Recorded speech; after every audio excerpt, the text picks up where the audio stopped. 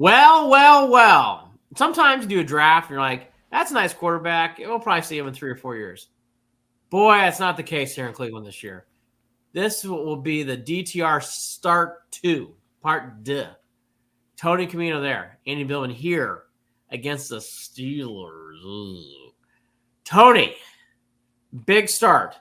My line is this. High risk, high reward. I get it. I think we kind of know what Walker is, so I understand it. Would I have gone with Walker against the Steelers? Probably yes, but I understand this move. I don't know if I would have done it. In fact, I know I wouldn't have, but I get it because I think we know what Walker is. What would Coach Tony Camino would have done in this situation? DTR. It was after we saw the last game from PJ when we lost in Seattle. I was on. We need to be and commendable to PJ. He played in, led us to 2 wins, but there was just too much turnovers, too many missed throws, too many misreads. We know, like you said, we know what PJ is, Yep. and a lot of the quarterbacks that people wanted, that are talking about the names that are being thrown out there, we know what all those guys are, and those guys at their best is not taking this team where they want to go. So I'm not saying I think DTR is going to be the next coming of whatever underdog story we have, but we know he's talented and we know that we don't know what he can be. And so I would go with him. I think it's the right call. You don't want it to be against the Steelers, but the reason I think they didn't go with PJ right now is number one, they want DTR to just, all right, don't worry about it. Prepare for the rest of the season. You're the starter. In addition to that, I don't think they wanted his first start again to be on the road. Well, right. I also think, too, there's just limitations with Walker. And there's a very bad, dangerous thing with the Steelers. We pointed out in our last film review, check it out on the Ravens. The tackles in the game against the Ravens did okay. And against the Steelers, those ends are good. Mm-hmm. So, I mean, they're going to be tested in this game. It's very big that DeJuan Jones plays, by the way. Hopefully, he was limited on Thursday. So we taped this on Thursday, so we're not quite sure if he's going to play or not. So my big thing with DTR is, again, I get it because they kind of need a lift. And Walker's not going to give that lift, and they have enough for running game. My big thing, and this is such a Captain Obvious, but I got to be Captain Obvious. DTR, stay within your lane. Make comfortable plays. Yes, run the ball, but do things you know where you get point A to point B. Don't worry about hero. Just make the plays. I will say this, Tony. They speak about this, and I take them at their word. Barry went on and on and on about the intelligence of DTR. Well, we're going to see it is we do need a smart quarterback in this spot. Yeah, and he played a lot of football at UCLA. He's got every record there. He's got a lot of experience. In a complicated system with Kelly. Right. Not like it's a basic system over there. And he is fast. Like, if you look at the 40 times, he's pretty significantly faster than Deshaun. So this is a guy who can make plays with his legs. I'd like them to make that a focal point, kind of like we saw the Bears do last year with Fields, even kind of to an extent the way the Eagles do with Hurts. Cause confusion, be run first, but involve the quarterback. Because it's just a simple numbers game. When the quarterback runs the ball, you've got 10 blockers. When the running back runs the ball, quarterback's out of the equation, you only have 9 blockers. So if we can get DTR, get Njoku the ball in space, that's a big one. Yes. Get him the ball in space, run the ball more with the quarterback. I think we can be just fine on offense. I'll say this. I watched, actually, for one reason or another, I watched DTR somewhat in college. I watched a handful of games. He's that quintessential quarterback in college. When he's hot, he was hot. He could really take over a game. He won against LSU one year when he's a quarterback at UCLA. And that was an impressive win. They should not have beaten LSU. And I thought he was a big reason why. So he's talented. He can get into space. I don't know if Watson even gets into space anymore. What I mean by that, it's like Jackson gets into space. He just gets into things and it's like, oh, he's gone. DTR can do that. I agree with you. Like, if he gets into space, man, it is hard to catch him. So I think that brings that element in there. I just think the key to this game, Tony, and it just sounds so obvious, but again, I got to say it. Field position. Make Pickett beat you. Do not allow Watt to go off. Do not allow that silly and bad run. And Steelers are not a good running team. Thank God. It's not like we have Connor or Bettis to worry about. So there's like nothing like that in the backfield. Let Pickett win the game, which he can't. You can't do. This is only the Steelers' fourth road game, by the way. They played a lot of home games. So they're finally getting a chance to taste the road, too. Let that crowd get into it. Yeah, play clean football. And if you listen to all the way that DTR has been talking this week, that's been a point of emphasis. Clean football. Before anything, clean football. That's going to be that's the mantra for the rest of the year. And getting DeJuan back is huge because I'm very nervous about the pass rush if we don't have DeJuan. Hudson and Christian did fine. I think Christian played about to the level of Jed Wills. Hudson, not as much. If we can, I'm fine with Christian on the left side. If we can get DeJuan back, that makes me feel a lot better. And the run game for the Steelers hasn't been great. They are coming off their best running game of the season, of course. Yeah, but it was against the Packers. Packers right. It's hard to grapple, and they were at home. So, yeah, it's just the simple things. Win up front on both sides, protect the football, and don't try to do too much because the defense is going to do you a lot of favors for us. And make Pickett beat you because I'm not comfortable that he will. I agree. I mean, I just think there's sometimes it's simple. It's the Steelers, so it's always a big game. This is a huge game, but it really is in the schedule sense, and here's why. Again, the Steelers have a lot more road games coming up. So if you win this game, you kind of start putting them on the point where it's like they have to go on the road again, and they finally go on these paths where they have to play all the AFC North teams on the road. As for the Browns, yes, it's on the road, but at Denver, okay, winnable. They're getting a little hot, but okay. At LA, I think they'll be in draft pick land by the time they get to LA. So now it's like you can take that road trip and say you can split.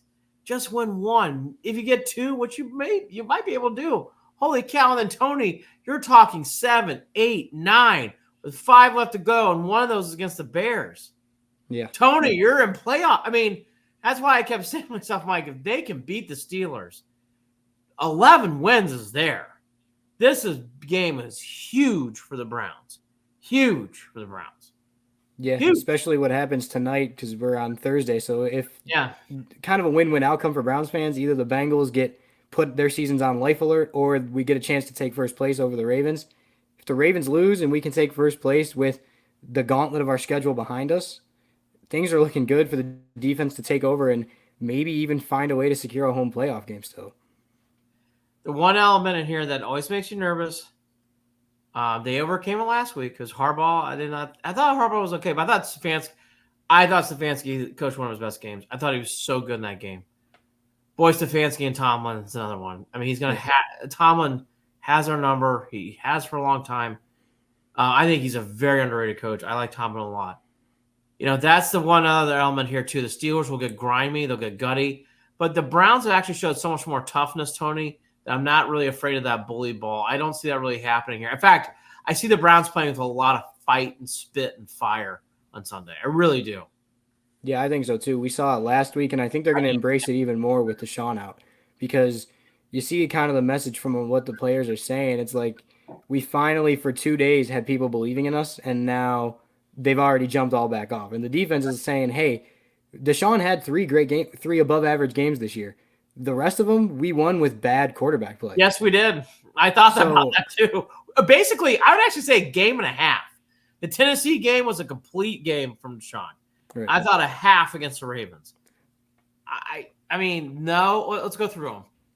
Opening week, he was okay. Rain game, so kind of hard to judge, but he didn't play great. Monday night, no. Tennessee game was a complete game. Yep. Ravens, oh boy. Niners, Walker. PJ didn't play very well when we won that game. Okay. Yeah. Walker had one pass on that drive, and it was a huge pass against the Colts. Yeah. Okay, other than that, though, nothing. Seahawks game, no. Arizona game, Deshaun had the deep ball, but it was rough at times in the first half. So I agree. It's 1 game and a half. So get grimy, get into the mud. And boy, thank God you got Hopkins as a field goal kicker. You're going to really need it. There's strange weather reports in this game. Some are saying it's going to be clear. Others say it's going to be windy. So it's really hard to gauge where the weather's going to be in this game. But again, get in the mud. Don't let the Steelers bully, which I'd be worried in past years. I'm not worried this year about that. And then finally, they've been good all year, but you got to say it. Miles be Miles, Darius sacks. Let's go. Take advantage. Steelers' offensive line is average. It's okay. Like, really take advantage of that in this game. Bully them around. Yeah, and it's big. I mean, it's looking like Thornhill might not go, but I'm fine with Rodney McLeod. He's filled in pretty He's been good. well. He's been good. Yeah. Denzel's back in full capacity, so defense outside of Thornhill should be all systems go. Yep. And really looking like we should be able to shut them down like we did even the first game. I know they put up points, but outside of the Pickens long touchdown and the turnovers, they didn't really move the ball. The Browns laid them points. Yeah. From pick sixes and stuff. By the way, one quick prediction. I'll talk about this a lot more on Sunday morning. I guarantee you Martin Emerson will play well on Sunday. He had a rare bad game against the Ravens. I don't know what happened. It happens. He just had a bad day. He just could not. It was like on roller skates. He just had a very, very hard time in that game. Don't be surprised if Martin Emerson has a big game this week. I've never seen him play a bad game, Tony. I would be shocked if he had back-to-back bad games here. Yeah, tough assignment. Zay Flowers is slippery. Oh, yeah. That guy is tough to contain. Very good. Very good. But he had a bad day. He was literally on. There was a play where I never saw Emerson get frustrated in a game, and he's just like, Jesus. I just cannot avoid it. So all that more to be said. Let's recap everything here. I'm feeling good about DTR, but I have to see it. So I'm, of course, nervous. What's your phrase here for this game with DTR? Yeah, I'm kind of the same way. Luckily, we've got a coach who's notorious for elevating quarterback play. Yeah. If you look at Baker Mayfield, you look at Jacoby Brissett, you look at Case Keenum, you look at one game of Nick Mullins even, he has gotten quarterbacks to play the best they've ever played. I think now with an extended week of practice, with an extended focus on a different game plan, not for Deshaun, but for DTR, with the circumstances, maybe it's not going to happen right away, but I'm confident that eventually it will be better than it was with PJ, which doesn't say a whole lot, but I think they can be average with DTR quarterback. The one thing, again, I love that I will give this new regime credit, and it doesn't get said a lot in football. I liked how Barry kept saying how intelligent DTR is. And I like that. I do. I like that in these spots because one would think, A, he has a good grasp of the situation he's in, and B, he also has a good grasp of the playbook and everything else.